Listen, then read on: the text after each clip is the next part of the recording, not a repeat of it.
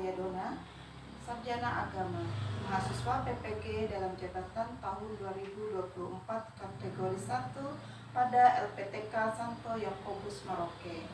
Saya, guru agama Katolik di SD 12 Sekolah Labai, Kabupaten Sanggau, Provinsi Kalimantan Barat, hari ini Jumat tanggal 18 Oktober 2014 akan melaksanakan praktek pembelajaran UKIN di SD Negeri 12 Sekolah Labai kelas 4.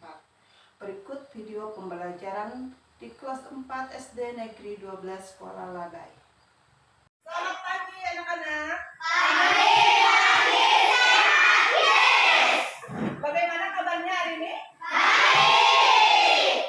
Sekarang ketua kelas Ibu Bodega. Ada tidak kawanmu yang hari ini tidak hadir atau sakit? Terus kelasnya siapa? Mana ketua kelasmu berdiri? Ya, ada yang sudah masuk?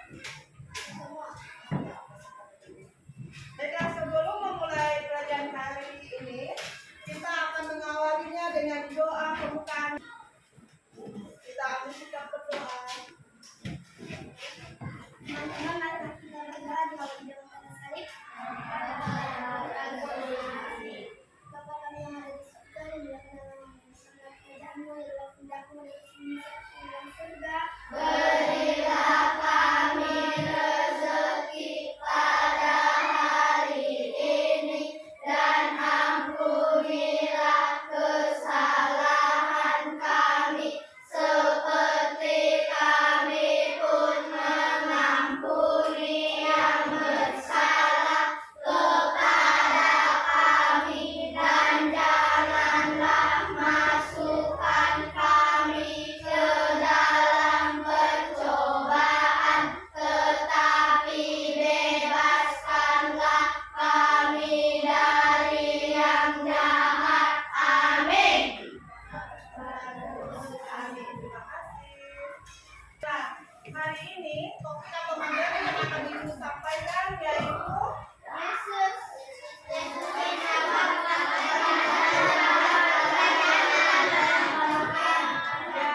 Yesus mengatakan kerajaan Allah melalui perumpamaan. Adapun tujuan pembelajaran kita yaitu peserta didik mampu memahami bahwa Yesus mengatakan kerajaan Allah melalui perumpamaan, serta mewujudkan semuanya itu melalui sifat dan perilaku hidup sehari-hari.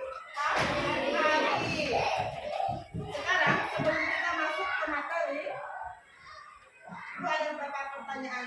Pertama, siapa yang pernah berbuat dosa atau berbuat kesalahan? Oh, semuanya iya. Sekarang Ibu mau tanya, bentuk kesalahan seperti apa yang pernah kamu lakukan?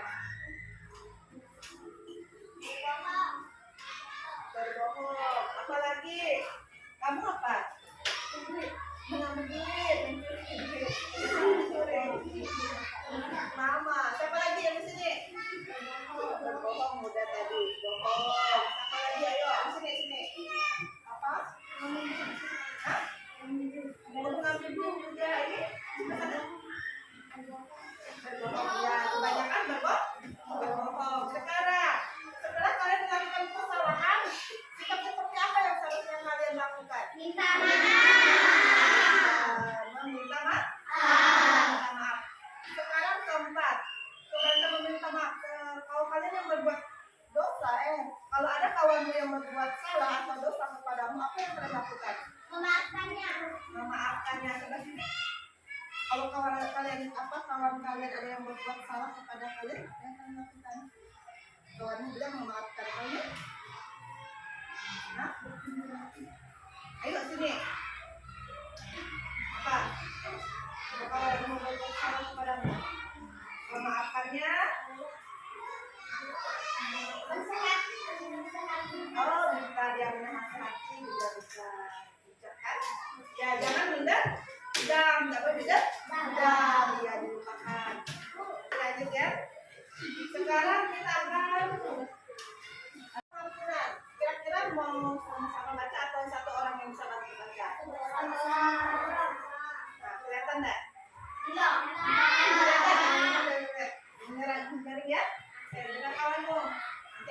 pertanyaan. Hubungan dengan adik-adik pertanyaan mengucapkan tentang soal suster yang menyampaikan berita bahwa pendidik mengamalkan dirinya kepada suster. Suster, apakah engkau percaya dengan Yesus? Suster itu mengatakan, ya Bapak, Uskup itu melanjutkan, jika engkau melewati penampakan lagi, ajukan pertanyaan kepada Yesus. Maka dosa yang harus dikerjakan itu, sebelum dia menjadi uskup, tahu bahwa Tuhan hanya Tuhan dan Bapa Pengakunya pengakuannya yang tahu tentang dosanya. Dengar ya, kawan baca ya. Ada pertanyaan. Ketika sudah kita masuk, suster itu menjawab, "Iya." Bertanya lagi, "Apa engkau percaya kepada Yesus?" Suster saya, "Ya." Saya tanya, bertanya lagi dari biasanya. Sambil bacanya, suster itu menjawab, "Tuhan mengajarkan saya tidak ingat lagi." Iya, terima kasih. Tepuk tangan untuk kawannya.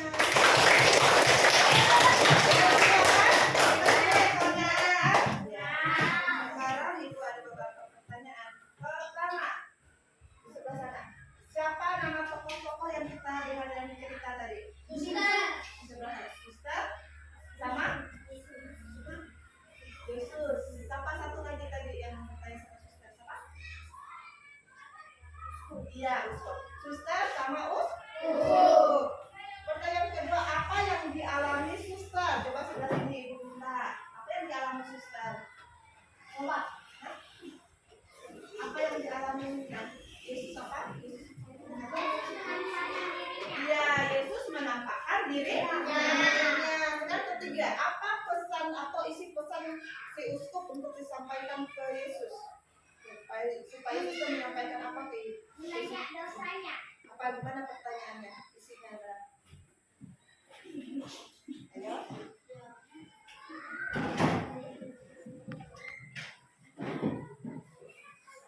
Masih ingat? Manakah dosa uskup yang paling besar sebelum dia menjadi uskup? Itu isi pesannya. Sekarang, apa jawaban Tuhan untuk uskup supaya suster itu menyampaikan?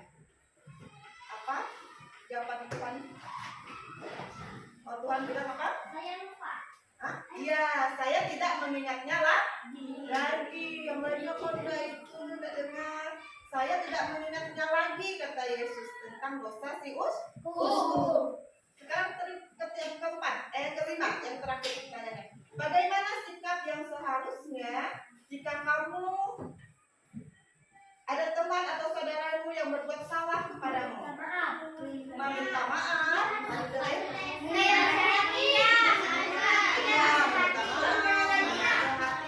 tetap menyayanginya, memaafkannya, ya tidak mendendam, tidak diingat-ingat lagi, dan kembali untuk teman. Oke. Jadi kisah berjudul pengampunan mau menyatakan bahwa Allah Maha Rahim, Maha Pengasih, Maha Penyayang, dan pemaaf atau pengampun. Allah itu tidak mengingat-ingat kesalahan kita, ya. Ingat ya, Allah itu tidak mengingat-ingat kesalahan kita. Kita manusia ini yang selalu masih mengingat-ingat dosa atau kesalahan teman. Jadi mau seperti Tuhan Yesus atau Allah? Mau, jangan ingat kesalahan teman.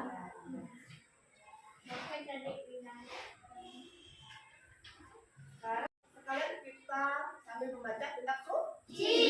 Nah, itu juga ada tadi bacaan di bawah kitab suci. Tapi sama, isi dari video ini sama dengan isi kitab suci. Kitab suci itu ambil dari Lukas bab 15 ayat 11 sampai. Iya, ini mengisahkan tentang perumpamaan anak yang dihilang. Nanti didengar ya videonya ya.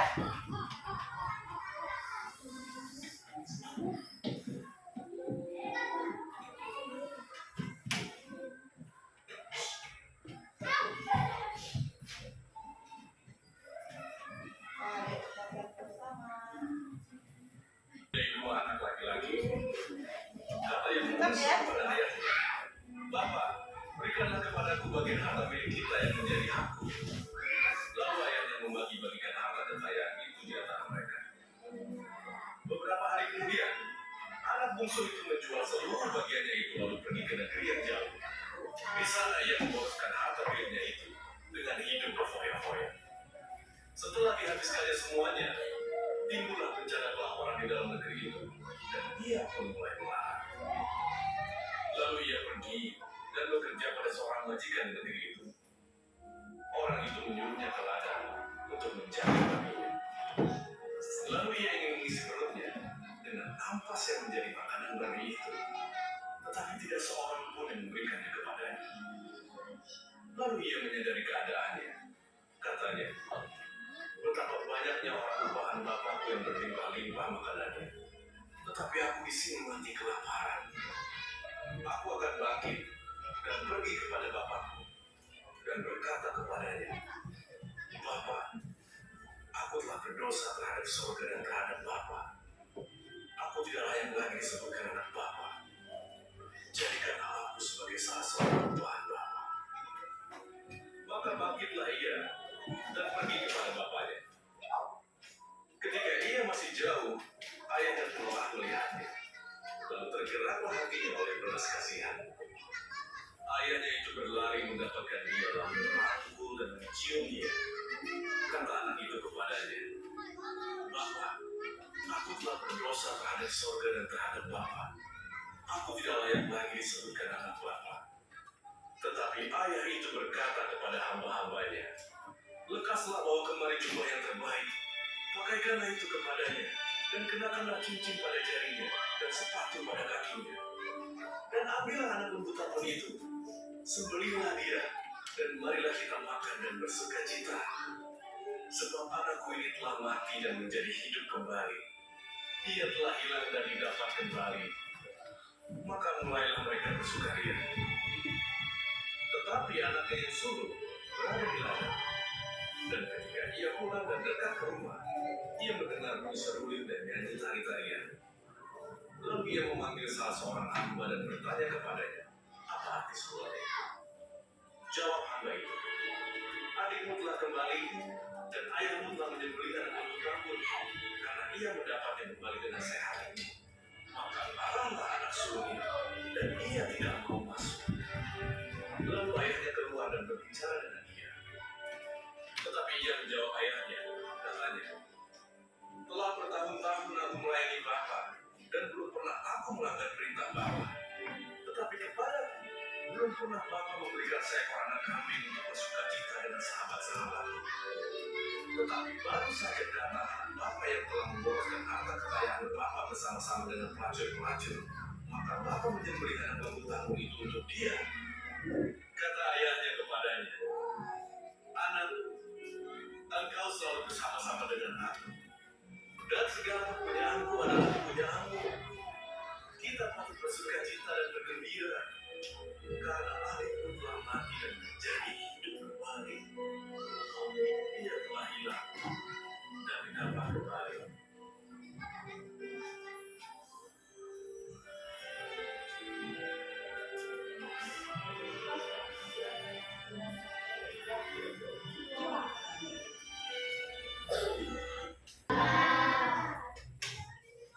Sekarang ibu mau membagi kelompok untuk mengerjakan tugas.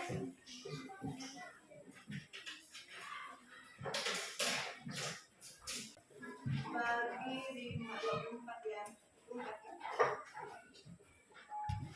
Ini tugasnya. Ini tugasnya nanti dengan ini ada kertas kan? Satu kelompok ini kertas. Ibu juga menyediakan lem. Nanti ini dilem, ini kalau kurang rapi, dipotong di isiannya ditulis sini ya. Nanti terserah mau dimotif.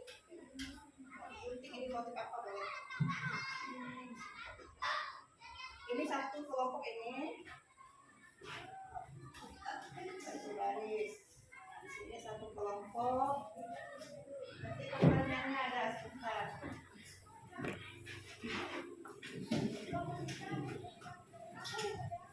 Ini satu kelompok.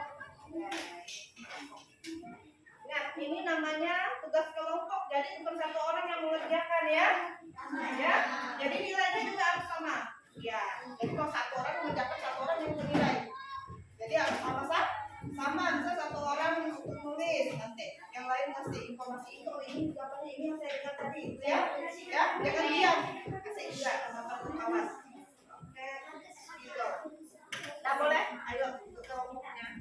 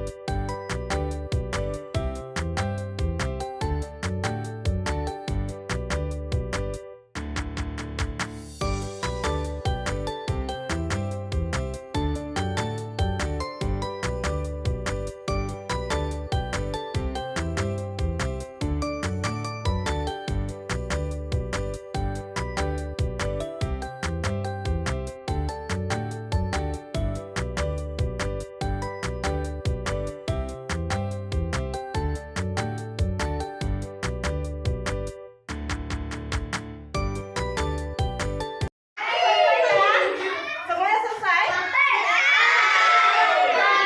kelompok satu.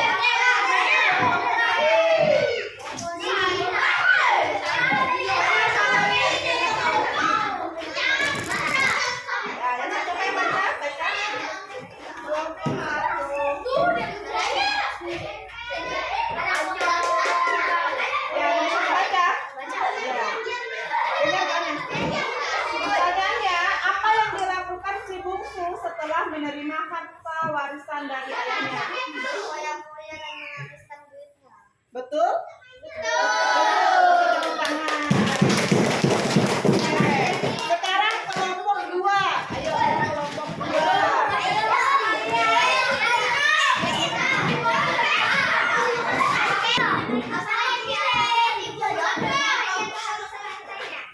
Ya, apa yang dilakukan setelah warisan hartanya?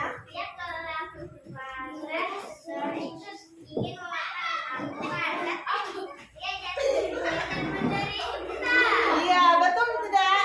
Ya, si anak bungsu itu kelaparan. Sampai dia ingin memakan ampas binatang kan? Iya. Sudah jatuh miskin dan menderita. Ya, tepuk tangan untuk kelompok 2. Apa yang dilakukan si bungsu setelah ia menyadari kesalahannya? Meminta maaf kepada ayahnya dan menyadari kesalahannya dan dia tidak mengulanginya lagi. Betul? Betul. Iya. Pertanyaannya apa? Mengapa? Mengapa ayah mau menerima bungsu anak yang durhaka? Mengapa?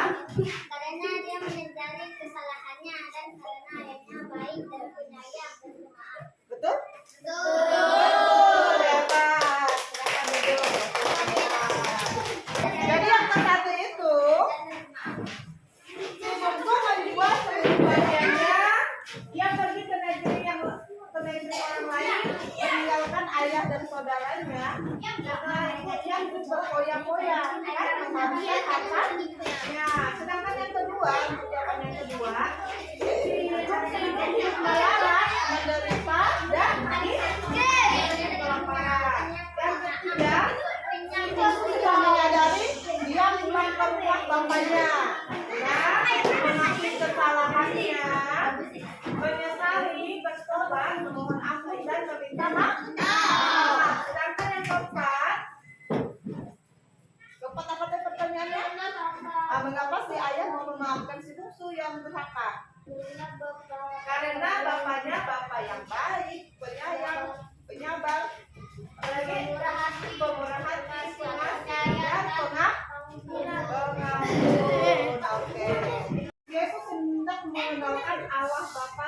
pengasih, apa tadi?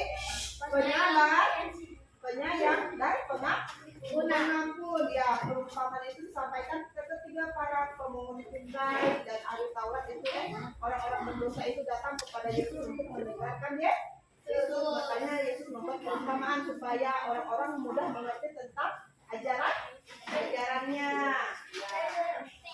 Sikap seperti itu harus menjadi sikap seperti orang beriman. Seperti apa? Sikap seperti sudah berdosa tapi dia berani kan? Berani bangkit untuk mengakui kesalahannya kepada bapaknya. Jangan kita bersalah tidak mau berani tidak mau mengakui sendiri. Dia harus berani mengakui kesalahan kita.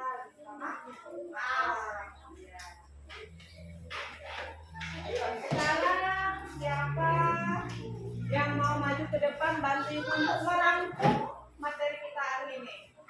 Jangan kawanmu, rangkuman materi hari ini. Ya baca. Untuk mengajar Allah. Mengajar para murid. Dengar. Dengan banyak perumpamaan merupakan pendek dan sederhana yang memiliki pesan khusus sehingga kerajaan Allah dapat dimengerti oleh para murid. Tuhan anak yang dibilang Lukas 11 merupakan cara Yesus menggambarkan bahwa Allah lain murah hati dan maha pengampun. Tidak, sikap saling mengampuni merupakan salah satu pokok di dalam kerajaan Allah memaafkan mengampuni dan tidak mengingat dosa manusia hendaknya mau memaafkan dan mengampuni sesama yang bersalah kepada kita. Ketika kita melakukan kesalahan, kita mencontoh sikap rendah hati di dalam perumpamaan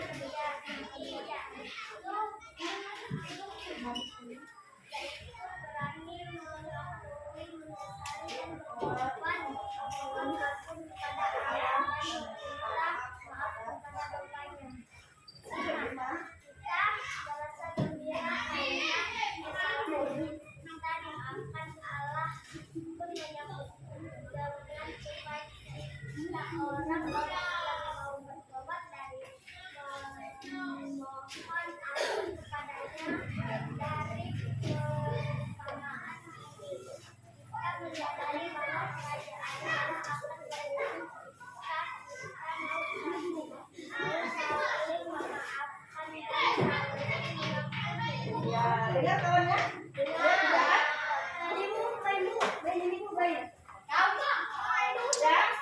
Ya, rangkumannya kita baca sama-sama. Dengar juga kan? Perumpamaan itu merupakan apa tadi?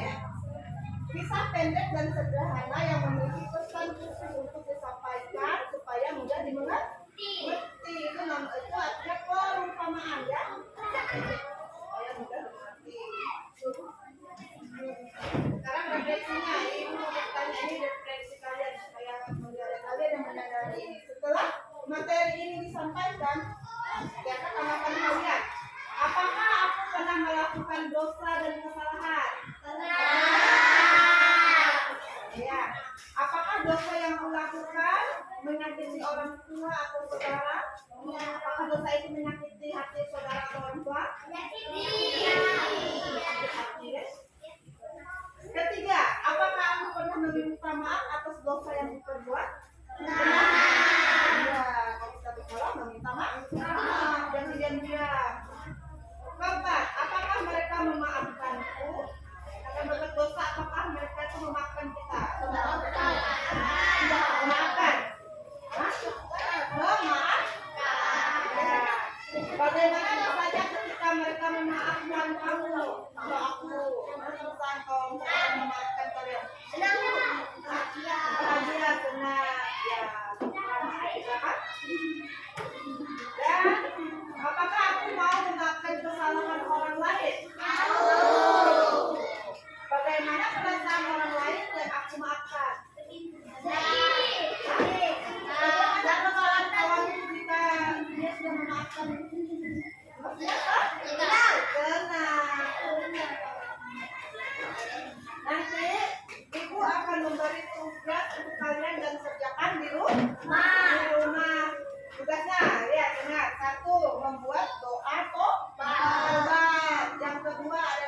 mestinya kalian di sini minta maaf.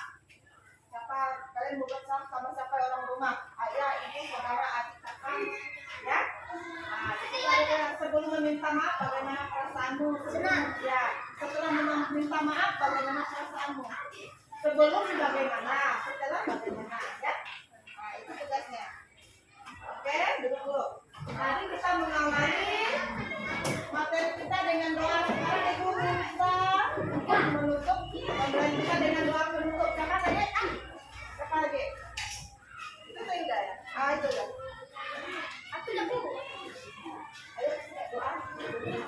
Berdoa. Teman-teman, mari kita berdoa dan dengan